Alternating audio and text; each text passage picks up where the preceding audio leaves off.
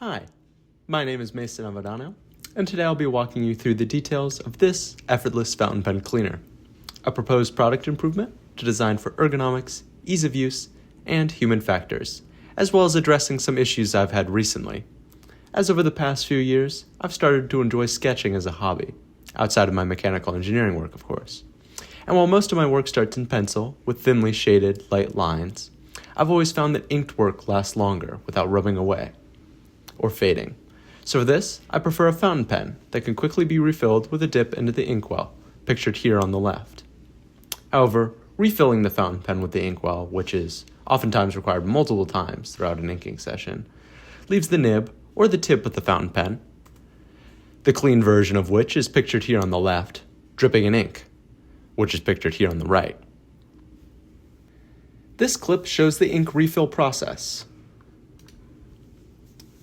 The nib of the pen is dipped into the inkwell, the ink bladder is squeezed, and the nib emerges with some excess ink.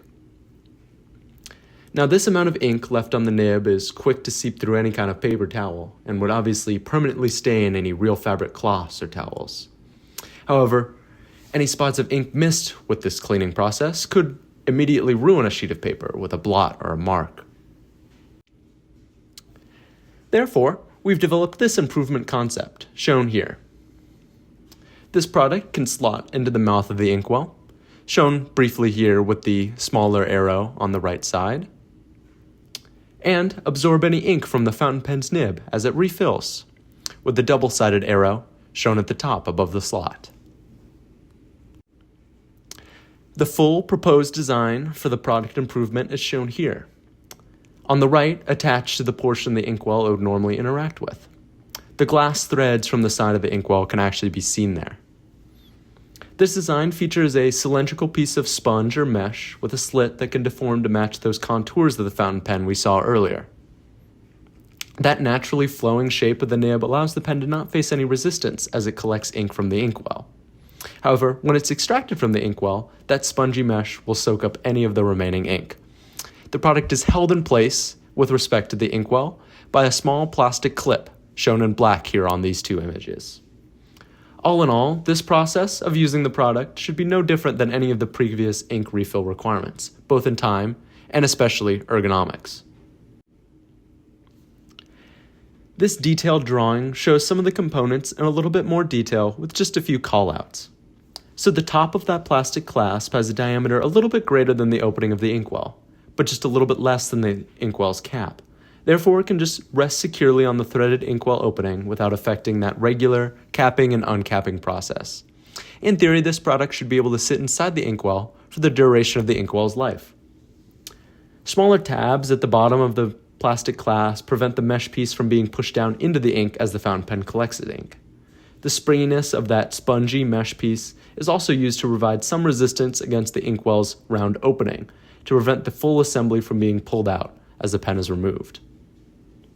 That springiness of the sponge piece is also used to temporarily deform and fit into that plastic clasp without the need for any alternative attachment styles.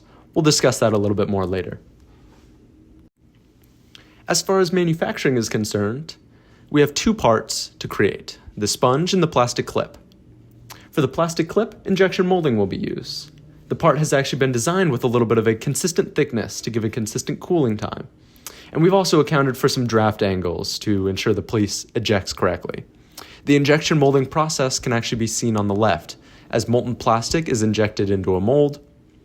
The plastic piece cools and is then ejected from the mold.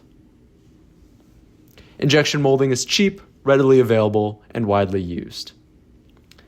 The sponge piece will simply need to be die cut from a larger sheet of the sponge at a standard thickness, that thickness being the eventual thickness of the sponge. The product has also been designed for assembly, as mentioned earlier, so the sponge mesh piece can be squeezed, fit into the plastic clip, and re-expanded. There's no need for any additional fasteners or adhesives, and the product still only consists of two parts, which can both simply rest on the existing inkwell. From manufacturing, we move on to materials. Again, two components here. The plastic clip component would be formed from ABS plastic, As ABS is widely used for injection molding, it's rigid, it's scratch resistant, which may be desirable in preventing from scratches from the nib, but also doesn't have any superfluous features that may make it more expensive. Plastic in general is widely available and very cost effective, so more products could be produced for cheaper, and the money saved here could hopefully be applied to other startup costs or passed on to the consumer. Sponge, think a yellow kitchen sponge, would be used for the operating component. So this is also cost effective, readily available, but also firm enough to cut into a specified shape. Plus, it easily soaks up any liquid. Moving on to the viability of the product, starting off with just some of the few limitations. So first, the sponge would be deformed when it's cut, so it would likely need some kind of modified die operation in order to act as intended. It's suggested that maybe the sponge be compressed first before cutting, just to ensure all those edges are the same and there's no bowing. Additionally, there may be a high cost associated with custom making this die to fit this need, but hopefully those costs could be offset with our choice of other manufacturing processes and our choice of materials. The sponge may also need some occasional replacement, just depending on the thickness of the ink as it dries onto the sponge. However, that sponge could be squeezed back into the inkwell before the ink dries out, just to recycle some of that ink that would normally be lost. But still, this product completely blows away the status quo with its advantages.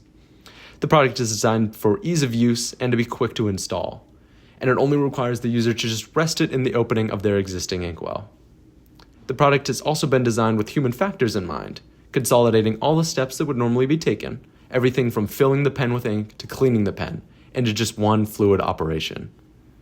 But still, most importantly, this product reduces the chance of irreversibly marking any work or spreading ink all over a desk or workspace. All in all, this product allows the nib cleaning process to be absorbed into that refill process we discussed earlier, reducing time and effort spent by the consumer, as well as saving some of the ink in the sponge to be recycled. Personally, I'm excited to implement this product for my own use, with the hope that I'll never again have a stained, ink-blotted sketch. While this product was designed to address something that frustrated me, I hope other artists or fountain pen users see how seamlessly this design can fit into their day-to-day operations.